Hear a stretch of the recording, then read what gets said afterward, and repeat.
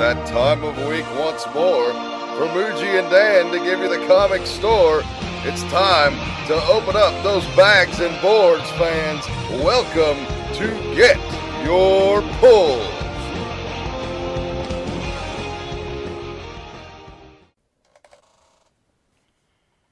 Welcome to Get Your Pulls number 86. We're Toddless again. You knew it was too good to be true. 2 out of 3 weeks. I think he told us after we went off the air that he wasn't coming this week. Yeah, he did. Yeah, I think he only had one pull, so it was just a pointless drive over. He said he would be waiting until next week, but he'll be back. So yes, 2 weeks from now. It's nice having him back last week, as I always enjoy the three-man synergy because me and Muji, we just bullshit. We could sit here and talk all fucking night, and you guys would probably be bored to tears. But yeah, we can really talk a really long time about things that no one should care about. So unfortunately, you don't get paid money for that, or I'd be rich and wouldn't be doing a pod. It's certainly the bread and butter and the heart and soul of the pod, but it's nice when we can have Todd here to mix it up. But how's your week? What's been going on? I mean, it's been going cool, I guess. I've been reading comics and watching TV and living. Ready for Game of Thrones? Yeah, I mean, we still got a couple weeks. 2 weeks? Unfortunately, there is like a TV gap happening where like almost everything ends this next week. And then there's like no week of TV, which I guess that could be good for you. But I'd just rather Game of Thrones be Sunday. I feel like HBO's showing like fucking Hangover 3 next Sunday. And I was like, couldn't you just start it a week early? Like, nobody's like, gotta tune in for Hangover 3. Like, wouldn't it have been better to start Game of Thrones up? It would have, but that also gives us the epic nerd fangasm weekend of Captain America the Winter Soldier and Game of Thrones Season 4, Episode 1, all in the same 2-day span. That's true.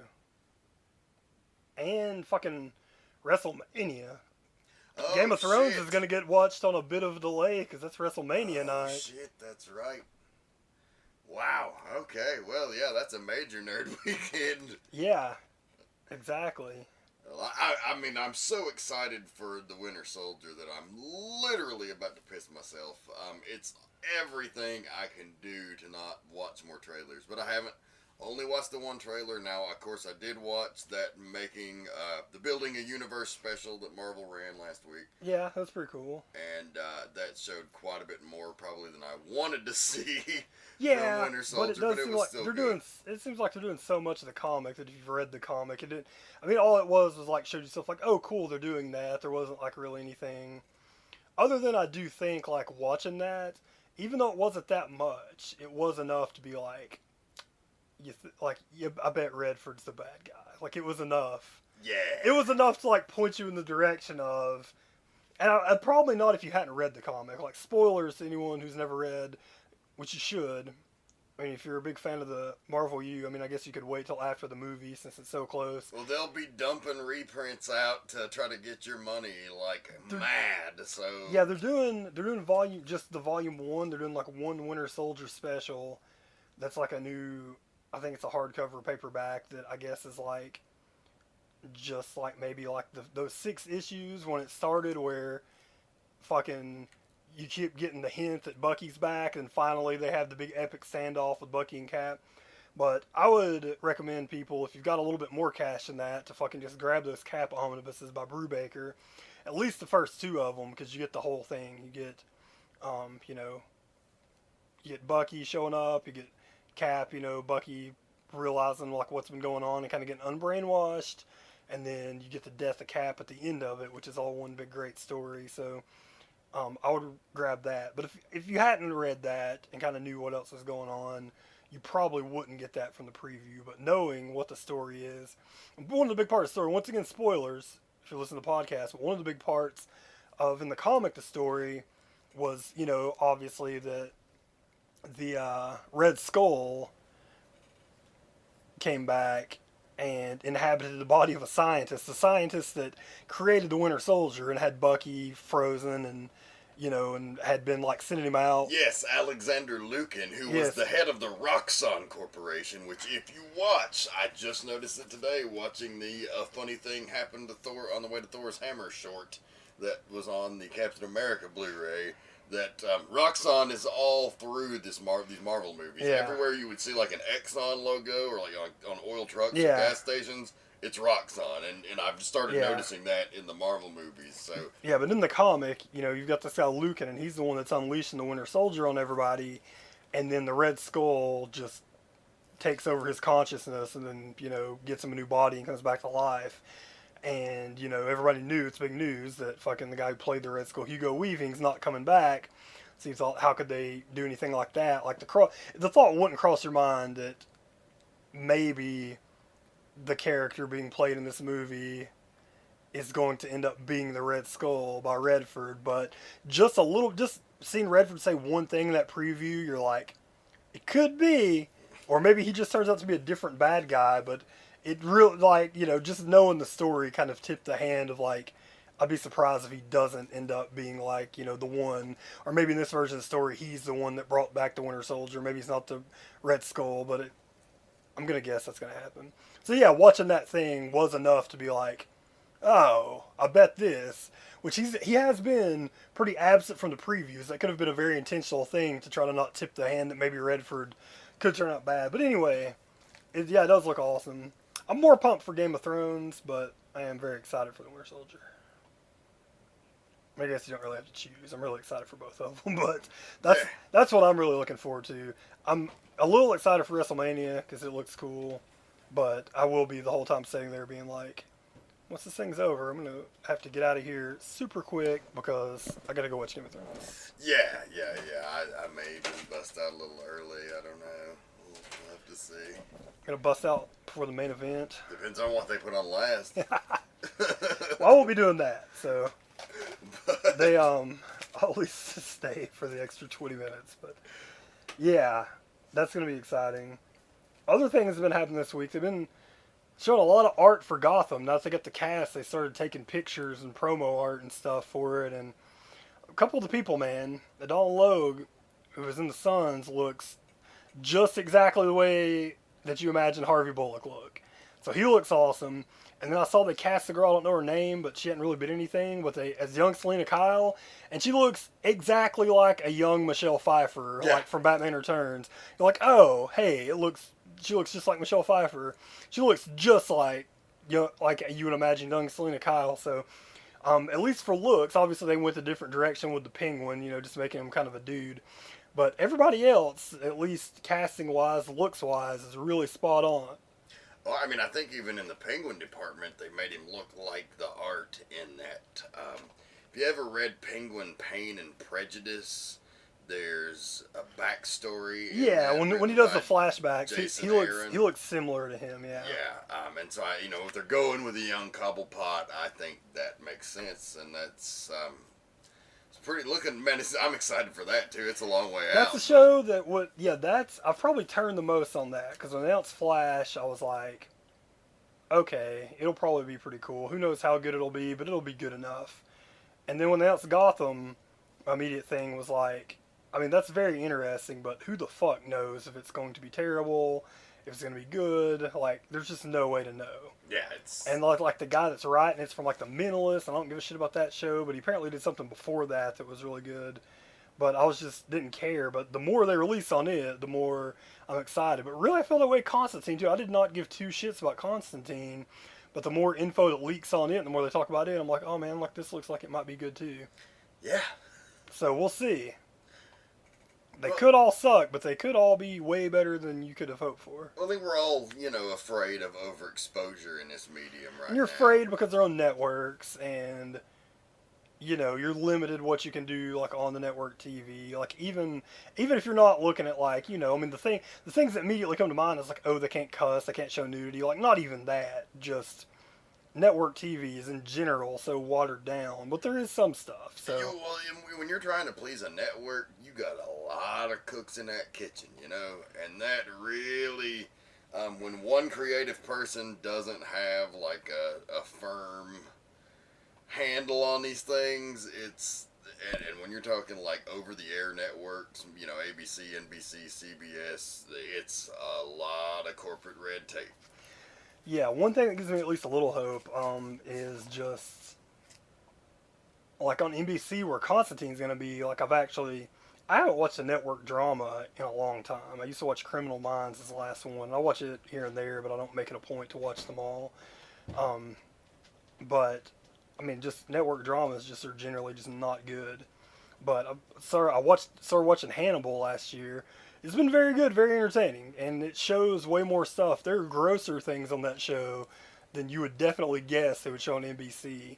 And there's just a lot more to the show. Like the show's a lot better. Like it's a show. If it was on like A&E, you wouldn't blink. Like you would be like, oh, okay, cool.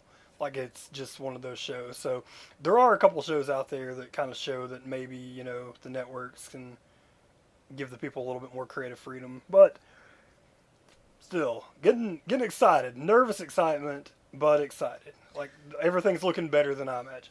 Well, something that has delivered, and we talked about it last week, but just got to give another shout out to Arrow this week because it's probably their best episode yet.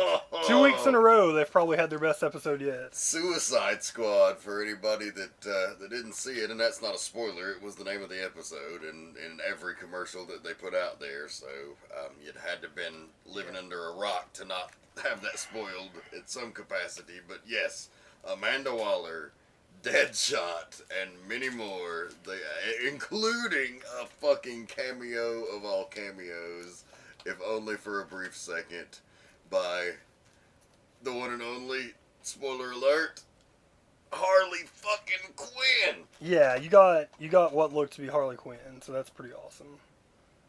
Yeah, they did a bunch of awesome stuff on there. So yeah, the Suicide Squad was awesome. You got to see fucking Deadshot like dressed up, and I mean they were still kind of like in more pedestrian. They weren't like complete comicked out, but they all looked awesome. And they made Deadshot pretty cool in the show. They've given him a good story. Like he's a good ongoing character. Him and Diggle's little thing that they had, because if you go back to the first season, like he killed Diggle's brother, so he's harbored this. It was the first Diggle starring episode. Like he was getting the flashbacks. Like nobody but Oliver gets the flashbacks, but you got Diggle flashbacks this time. Yeah, that was pretty cool. You started getting Diggle abs in DC books, so it's only right. He also gets a flashback episode.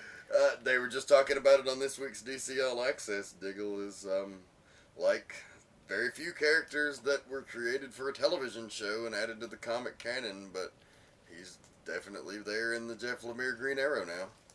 Yeah, absolutely. So yeah, it's good. If Flash is anything like it, then I'll be pumped. And jury's out on the other stuff, but like I said, it's looking cool. The more they release, the cooler that it's looking. That Flash costume, at least looks awesome. It looks pretty cool. Everything else up, they got that right.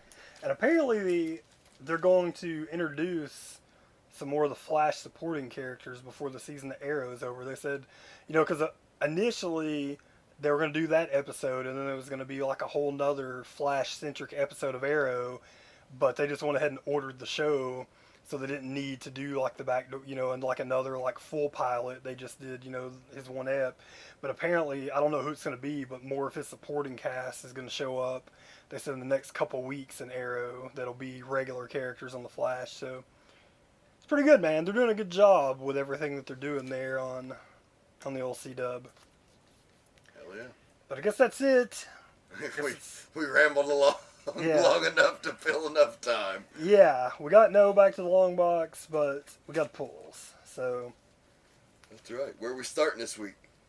I guess we'll start out with Marvel. Okay. So I got one. I got Daredevil number 37, as we like to call it for people in the know, but new Daredevil number 1. An actual number 1 though, unlike all of the number 1 / number whatever numbers they are, the part 5 of 6s that keep having the number 1 things on it. You gotta say, man, all you other fuckers out there that like to exclusively give DC shit for like all their gimmicks, Marvel bit the big one on this one. I don't care if it pays off in sales. They've put a bunch of number 1s on things that there is no way you could figure out what's going on. You get like a little 1 page of like, this is the story so far. That's not a jumping on point.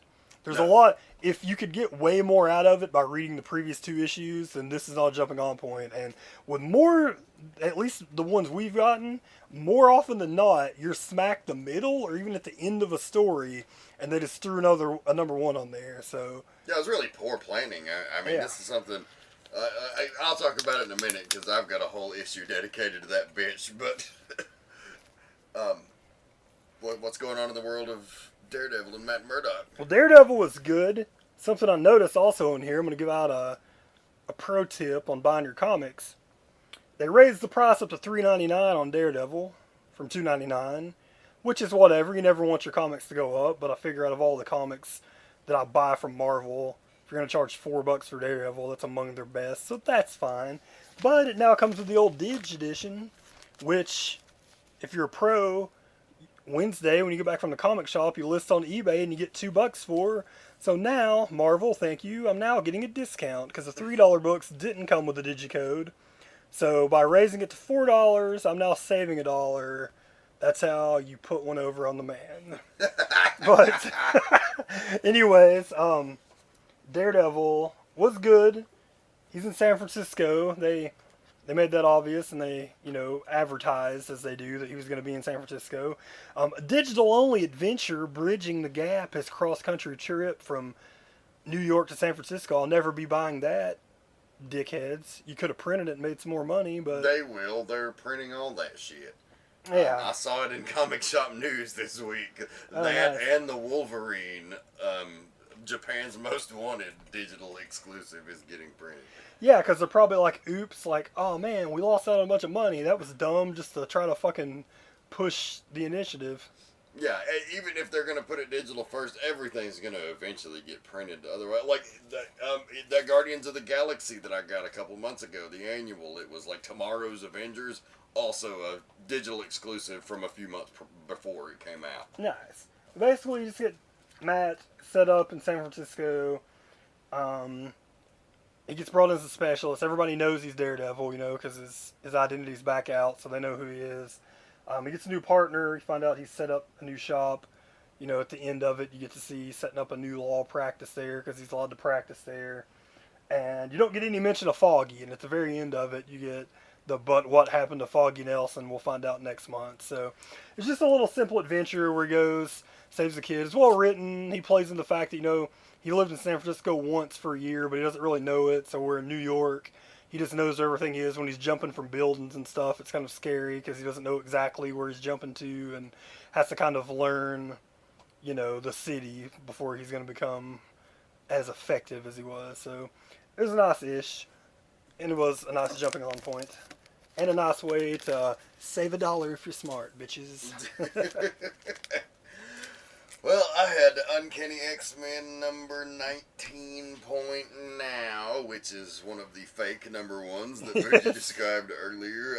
Fantastic issue. They really had a unique... Fantastic issue, really diarrhea, jumping on point. Yeah, terrible jumping on point, because this is at least 4 issues into this conflict with S.H.I.E.L.D., if not more. I mean, it goes back really to probably the second arc of Uncanny X-Men with Brian Michael Bendis, so... this is just an escalation of issues that have continued. Not really the best number 1, but still an awesome issue. I'd like to see what's going on with Scott's team. Chris Bachalo's back on this, so if you liked him on Wolverine and the X-Men, it kind of has that same feel. But it's like Scott in his school, so it's my school now. It works. It definitely works, and I look forward to reading more of it. I hope that Bendis doesn't go anywhere anytime soon with Uncanny, but... of course, with Uncanny, you always will run into the fucking event every now and then. And I know you told me about Green Lantern with another one, and I think I'm going to have to drop it. Because I think, like, with that book, it's if you're not getting Green Lantern Corps and Green Lantern New Guardians at least, then you're never going to get the full story. They're doing a Superman event coming up where it appears as if I'm getting, like, 5 of the 7 parts. One of the part is just a single book that's an introduction to the event. Oh, the Doomsday stuff? Yeah. I heard they pulled the Superman title from that because of the Jeff Johns and John Romita Jr. start. So nice. It means I don't have to buy one extra book, and I miss out on the Lobdell one that I didn't want to buy. If that's true, then you will only have to buy, but don't quote me on that, but I did hear that. Well, that's good. Do I feel weird about an event where they can just drop a book and it's the same event? Yeah, it kind of sketches me out about the other books that, part 5 was unnecessary.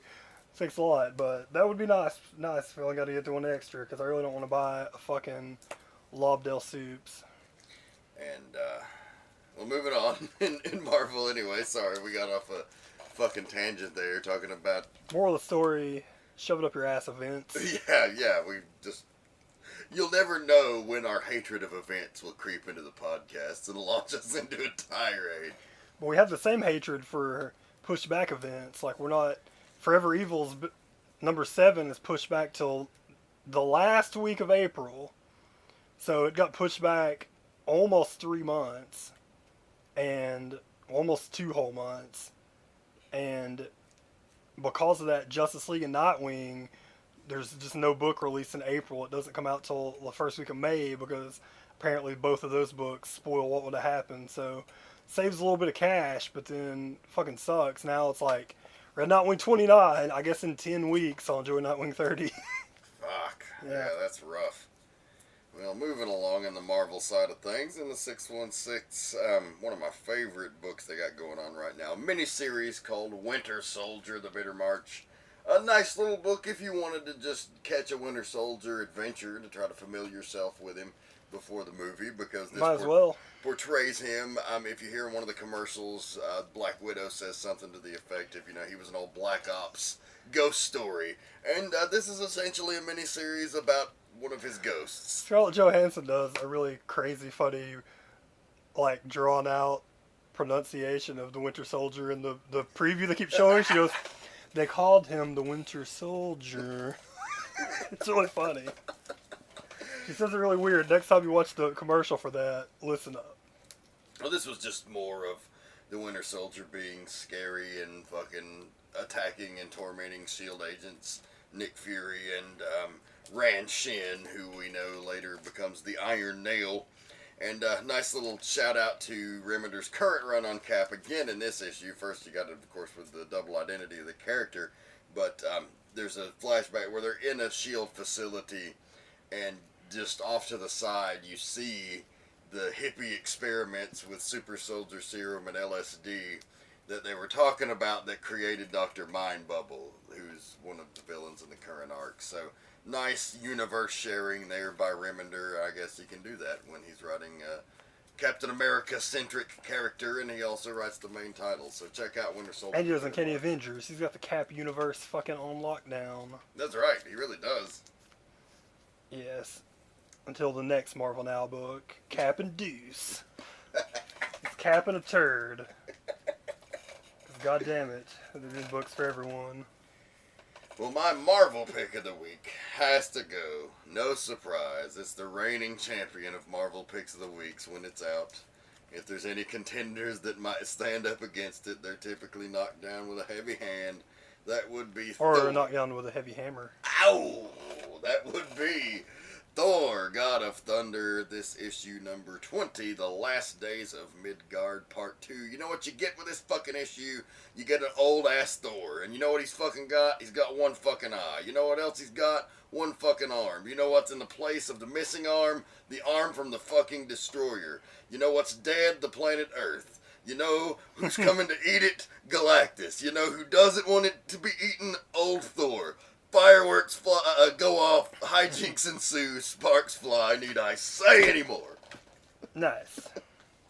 So, yeah, that does it for Marvel for me. Sweet. Well, I guess we'll move on to some indie books. Yeah.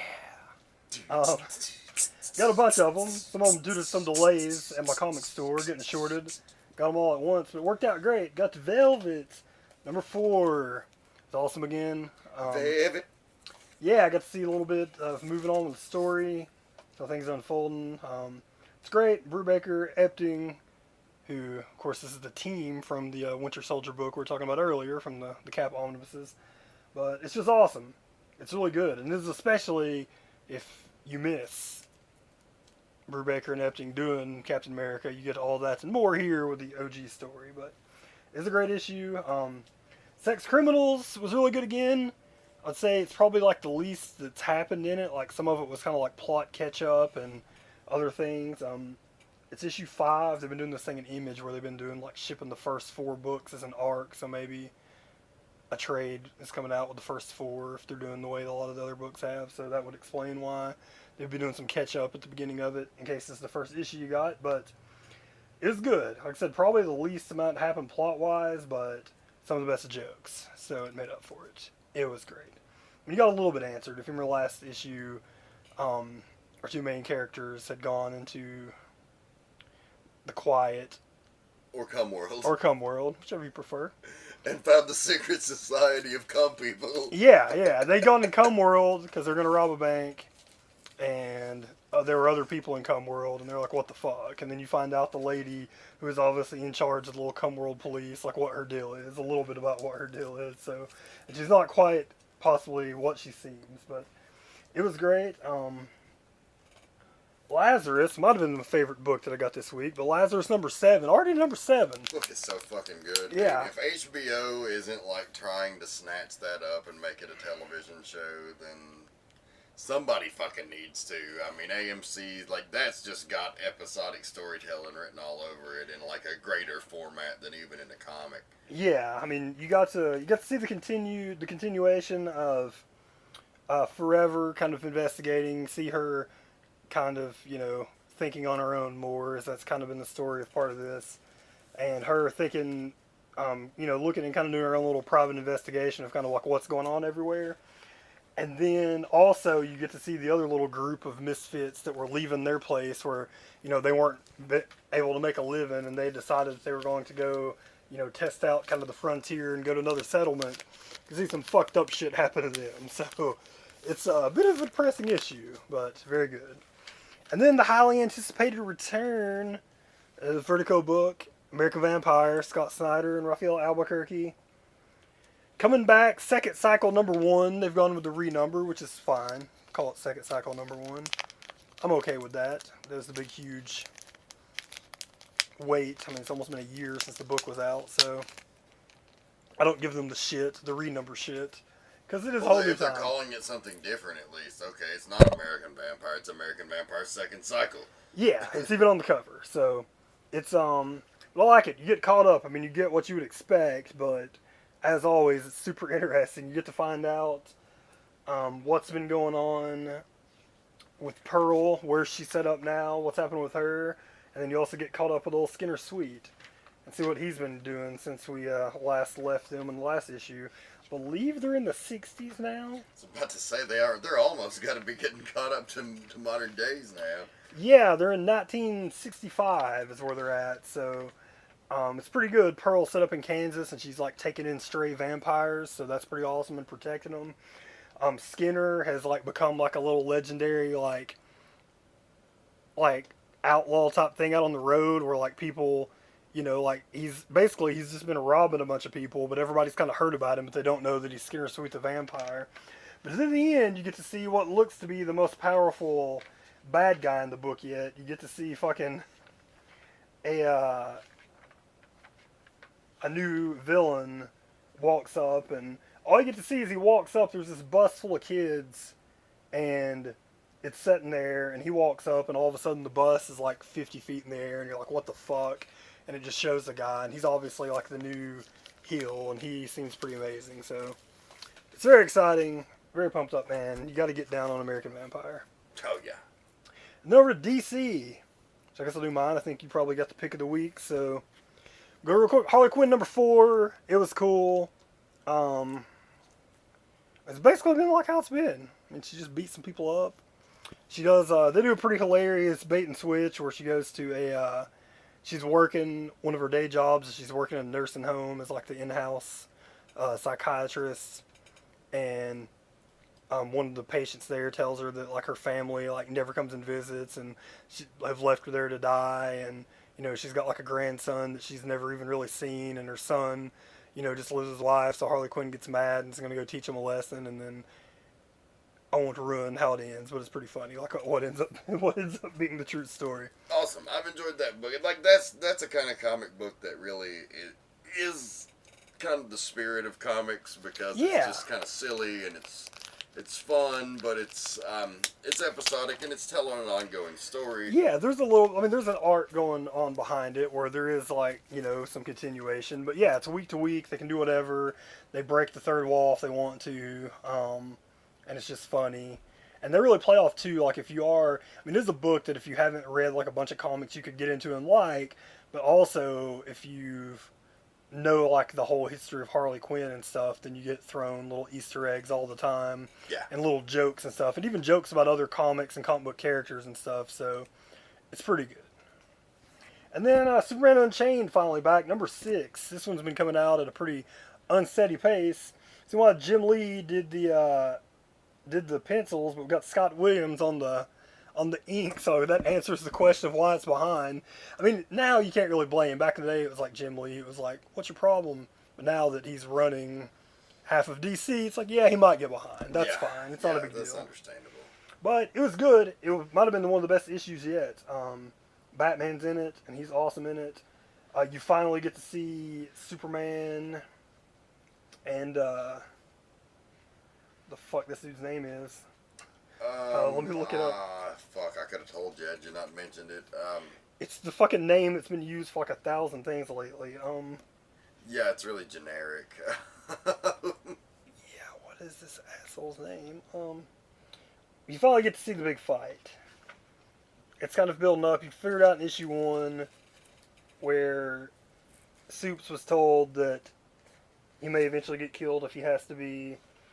And in this issue, you finally got to see a big one-on-one battle. You also get to see what happened to Lois, because she was in some real trouble last ish. So you get to see what happens to her. And then Batman comes to the rescue and helps out Superman. So it's Wraith. That's it. Yeah, I've seen that name for a bunch of things as late. But yeah, Superman and Wraith finally come to blows.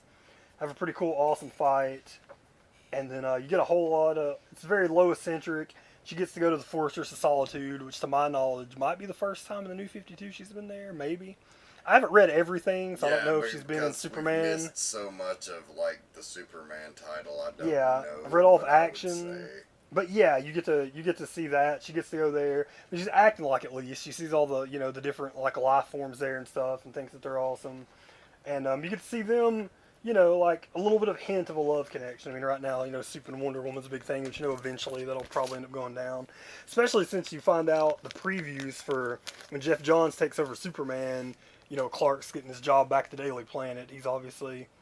That is the Jeff Johns... Seems like the Jeff Johns method is like anything he's in charge of, it's like, I'm taking it back to how it was. Like, that's what I want. So it looks like, we fiddled around with this, but we're bringing Clark back to Daily Planet. He's going to work there. Lois is going to work there. It's like for the New 52, it's been so off and on with him being at the Daily Planet. It was just like, it was just like the first few issues. Remember, he ended up leaving, and he's got his own little like news site thing with what's her name, Cat Grant. Cat Grant, yeah. Where they're doing that, and I think the preview was something like that.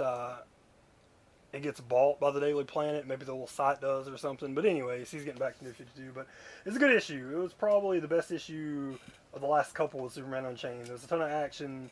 It's really good. This is issue 6. I think it's, what's it going, 9? So just 3 to go. And hopefully those come out while I'm alive. Yes, let's hope. Yes. And then on to the sadness. Yes, the sadness indeed. The end of Animal Man at DC. At least in a singles title. If you like the adventures of Buddy Baker, you like what Jeff Lemire did on the book, follow him on over to Justice League United, where Animal Man will be appearing. Yeah. It's pretty good for Lemire verse in DC, because, Green Arrow is going to be one of the main characters on the team, too, so... Yeah, all the I'm still on the fence writing. about if I'm gonna pick that up or not. Because now that I'm dropping Green Lantern when I wasn't planning on it, there might be room. There might be room. So yeah, that's a good possibility, especially with a DC book. But the end of Animal Man, and it's been a tragic tale. You've seen Buddy deal with the issues of losing his family, both in metaphorical terms and literal terms. His kid died. His son Cliff was killed during the Dark World or the Rot World event, and the Animal Man part of Rock World is actually pretty cool. The Swamp Thing was drugged was out not a good. long fucking time. Yeah. Yeah, it took years. But he got his wife back. He got his daughter back. Um, After the Red had been completely ravaged by Brother Blood and his minions, though they'd won the fight, he makes Socks the cat and the goat man, I can't think of his name, Shepherd. He makes them the new totems of the Red because all the other totems were murdered. So Socks and Shepherd grow into like giant avatars of the Red before he leaves, and they make the deal that they will watch over the Red, and Buddy will be their hero, but they can't ever involve Maxine again. And they agree to this, and he goes back to his family, and his wife agrees he can still do the superheroing, but he can never bring it home again. And he's got to try to do it on like a 9-to-5 type schedule. He goes and tucks his daughter in bed, and she tells a really awesome story, all drawn by Jeff Lemire. Nice. It basically summarizes the whole run, but it's done in a really sweet way, where she talks about how he shouldn't worry because while Cliff died, he's gone on to eternity and they'll get to see him again one day, and just all this really cool shit, like talking about Swamp Thing and the final battle in the Red, but all like in that Jeff Lemire art style. That's cool. Which was very neat. And then, so at the very end, when her story's over, of course, he kisses his daughter goodnight. He goes and kisses his wife goodnight. There's a spider crawling on the ground. He picks it up, gets a fucking telepathic wave off of it, kisses it, drops it on the ground, and says goodnight, Cliff. And that's the end of the story. Nice. And if you remember the Animal Man annual that made me cry tears, the fucking story of Anansi the Spider Queen and the dreams about Cliff and him when he was a little boy, it all tied into the spider, so kind of poetic that he was reincarnated as a spider at the end of the issue, and he kind of got to say goodnight to his whole family in the end of the run, and it was like symbolic, and it was deep, and it was just really fucking awesome. Yeah, I mean, it's cool that Lemire was able to do it, and he was able to like end it on his own terms. It was good. I mean, I'm not saying I think it was so cool if somebody else if they would have had a pitch they liked and somebody else was going to do the book, because I'd heard before that they'd had... I gotta wonder, not to cut you off there, but I do have to wonder if they did let him end it on his own terms, because there was an unresolved plot thread that was a pretty big one, like 4 or 5 issues ago, before the giant fight with Brother Blood and all started. He got called up to space by this being who told him essentially he was going to have to go fight this fight and then come back and watch over the universe as like the guardian of both the red and the green and all of the life forces. So they never fucking went back to that at all. It was just I think it's possible they'll resolve that in that Justice League United, because I did see the preview for like book 3 and they're in space. So maybe it'll end up, that'll be why they end up in space. I don't know for sure, but yeah. Seems plausible. Yeah, but at least, I mean, he got to do the whole run. I mean, at least it's not weird like Nightwing, where there's an issue 30 where one person comes and does one book and it's over, because that's weird. But it is sad, though. It is sad to think back, like, even though we haven't read Swamp Thing, he dropped it, and then everybody said Charlie Soules made it one of the best books there is. Of course. Sometimes you drop them, it's good. Sometimes you drop them, it's not. That's the lottery you play when you get monthly pulls. Remember, you kept Justice League Dark, I think, because you were going to drop one, and sometimes you win, sometimes you lose. Same thing Todd did, though. He dropped Red Lanterns after months being like, it sucks, but I just like the Red Lantern so much. The month he dropped it, Charlie Soule. Yeah, so make sure Charlie Soule, moral of the story is make sure Charlie Soule's not about to take over your book. Here's was my dilemma. I could have kept Justice League Dark with Jeff Lemire coming on the title, or an unproven Charlie Soule. Yeah, somebody that we hadn't really read any of his stuff yet. A Scott Snyder run, who I love, and I wasn't that impressed with it. So it was like a weird dynamic. Yeah. It just it fucking didn't work out. But it is weird now, like winding down. I do realize like we are, 2.5 years into the new 52, and 30 comics is a good decent run for anybody. I mean that's an acceptable run. If you know somebody's gonna get 30 issues in a book, that's great, because lots of times people don't. But it is kind of like the end of like the first era almost of the new 52, where You know, all the books, the really good books from when we started, the ones especially that were our favorites, but even the most critically heralded. Animal Man with Jeff Lemire gone. You know, Swamp Thing, Snyder hasn't been on it for a minute. Those are like kind of the two darling books of like, I can't believe these are good. Wonder Woman, new team coming up. There's a new team on Batwoman. Like that one's over. Those are really like some of like the outside of like Batman by Snyder, like those are really the really heralded good books at the beginning of New 52, and now they're either canceled or, completely new creative teams. So, and with Batman too, it's about to come out of Zero Year and the Batman Eternal. They've started going to the weekly, so it is a little bit different. It's a bit of a different look for the New 52 in general. But it's still plenty of great stuff. We've lost some of that stuff, but then we've gained Superman and Wonder Woman. So even though we're not reading it, we've gained Swamp Thing, which sacrilegious to say because Snyder, probably my favorite guy at DC, but Soul's apparently done a better job even than him, according to a lot of people.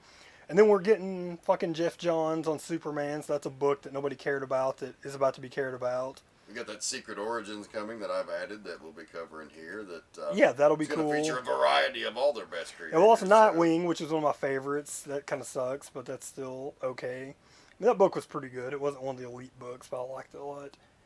But yeah, I mean, they've done a good job replacing Green Arrow. Nobody cared about, and is now one of their best books. So there is at least things to replace it for good books. But it does feel like, and of course, Batman still swings. Oh yeah, Batman's still great, and there's other stuff good. Action Comics is finally good.